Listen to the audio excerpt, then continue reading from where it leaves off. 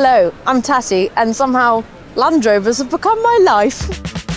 I definitely didn't grow up around cars. Dad had lawnmowers, but that was about as car-y as we got. Somehow, sharing all my experiences with Blue Tit has turned into my life and my job, and here we are at Blue Tit's 40th birthday party. Blue Tit might be a little bit rusty and crusty and old, but that's kind of why you love her, and the people, all the Land Rover community and the friends and Land Rover nerds you meet, those are the people that help you with all of the breakdowns, with all of the highs and lows of Land Rover life, and that's what makes it so fun. No, I'm driving, I can't. Oh, I'm so sorry. Sorry.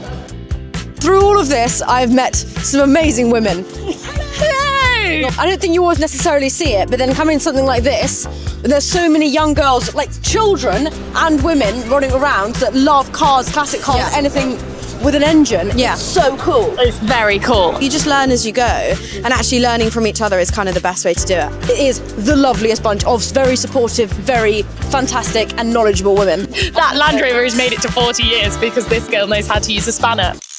This is Blue Tit, Stratus Blue, 1985 Land Rover 90. Some dodgy paint work, sidelights are all the wrong way around, but it's a Land Rover, it doesn't matter. I'm insured with ERS, the specialist motor insurer, because they just get it. They know old cars, they know these classics.